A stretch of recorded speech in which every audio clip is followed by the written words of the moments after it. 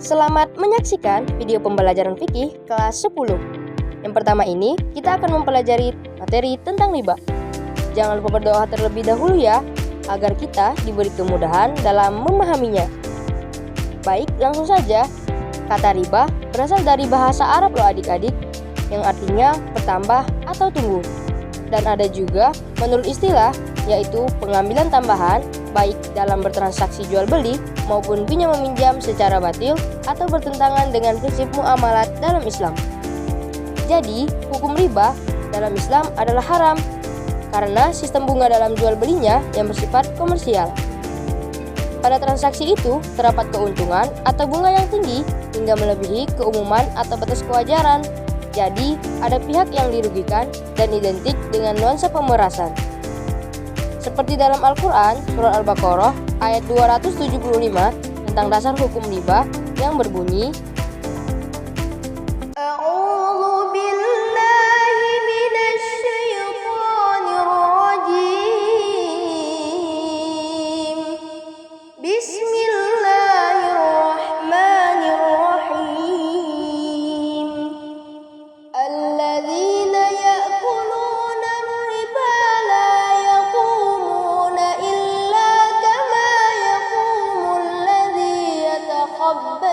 الشيطان من المس ذلك بأنهم قالوا إنما البيع مثل الربا وأحل الله البيع وحرم الربا فمن جاءه موعظة من ربه فانتهى فله ما سلف وأمره إلى الله ومن عاد فأولئك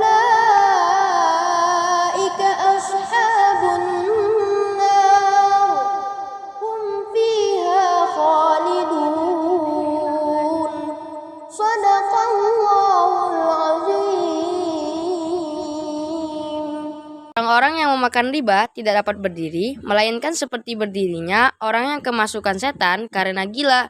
Yang demikian itu karena mereka berkata bahwa jual beli sama dengan riba. Padahal Allah telah menghalalkan jual beli dan mengharamkan riba.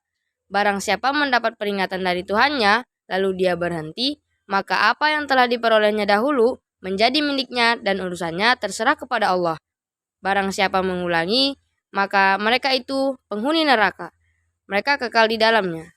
Quran Surah Al-Baqarah ayat 275. Kita lanjut ke dalam macam-macam riba. Ada yang tahu ada berapa macam-macamnya? Ya, betul, ada 4, yaitu ada riba fad, riba nasiah, riba qad, dan yang terakhir riba yan.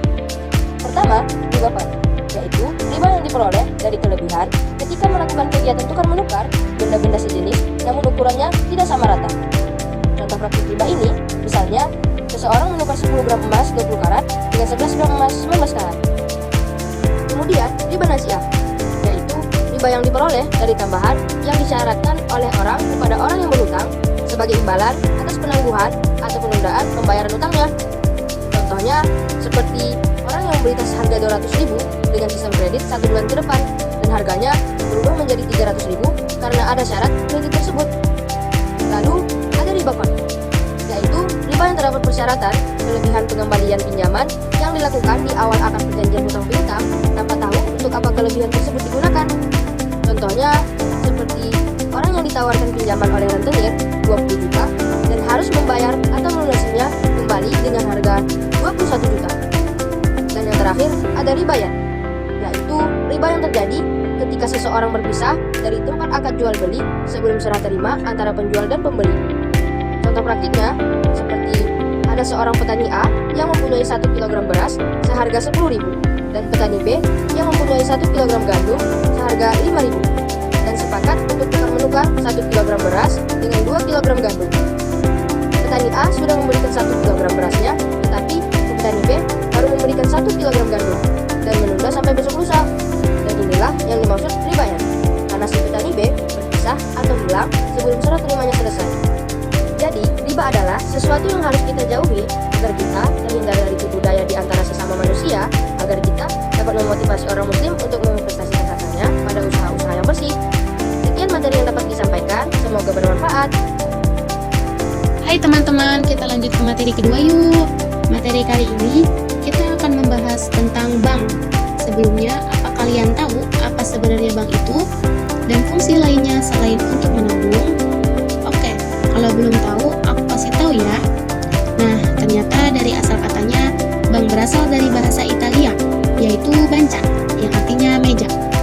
Jadi, dulu meja itu digunakan sebagai tempat pertukaran uang yang digunakan pegawai bank untuk melayani aktivitas menabung. Tapi seiring perkembangannya bank sekarang dikenal sebagai lembaga keuangan yang bertugas menyalurkan dan menghimpun dana dari masyarakat.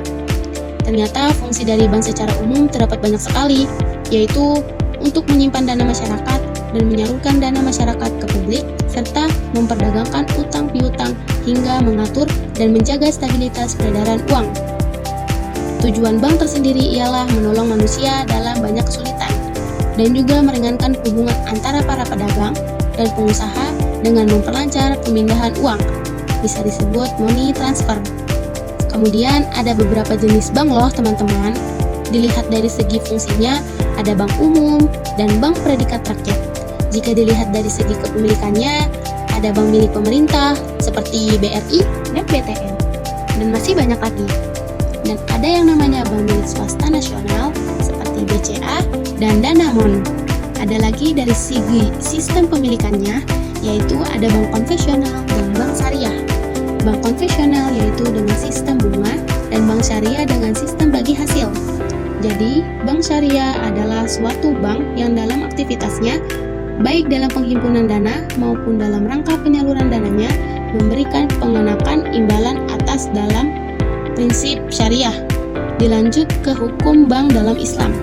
Bank merupakan masalah baru dalam khazanah hukum Islam. Maka para ulama masih memperdebatkan keabsahan sebuah bank. Ada yang mengharamkannya, ada yang tidak mengharamkan, dan ada juga yang menganggap syubhat. Jadi, ini seputar materi tentang bank. Baiklah, kita lanjut ke materi terakhir ya, yaitu tentang asuransi. Asuransi berasal dari bahasa Inggris yaitu insurance, yang artinya adalah jaminan. Sedangkan menurut istilah, ialah takaful atau takmin. Dalam bahasa Arab yang artinya ialah pertanggungan atau saling menanggung. Kemudian ada dua jenis pengelolaan asuransi, yaitu ada asuransi konvensional dan asuransi syariah. Asuransi konvensional adalah perlindungan finansial berbasis kontrak jual beli resiko. Di sini, dana dikelola sepenuhnya oleh perusahaan dengan tujuan memperoleh keuntungan tanpa mengikuti aturan syariah. Kemudian asuransi syariah, yaitu pelindungan finansial berdasarkan prinsip Islam, yaitu sistem tolong-menolong, dan dikelola sesuai syariat tanpa adanya unsur riba, gharar, atau maisir, serta diawasi juga oleh Dewan Pengawas Syariah. Apa kalian tahu ciri-ciri dari keduanya? Ciri dari asuransi konvensional yaitu adanya akad muawadhah dan akad gharar. Akad muawadhah adalah suatu akad yang terdapat dua orang yang dapat mengambil pengganti dari apa yang telah diberikannya. Akad gharar adalah dua orang yang tidak mengetahui jumlah yang ia berikan dan jumlah yang ia ambil. Kemudian ciri dari asuransi syariah ialah tidak bersifat muawadhah tetapi tabaruk atau sumbangan. Dan asuransi syariah dibangun atas dasar ta'awun atau tolong-menolong, saling menjamin, dan tidak berorientasi bisnis atau hanya mencari keuntungan materi. Hukum asuransi dalam Islam ada beberapa pandangan. Ada yang mengharamkan, ada yang memubahkan, dan ada pula yang mendapat manfaat dari asuransi, yaitu tumbuhnya rasa persaudaraan dan rasa sepenanggungan di antara anggota.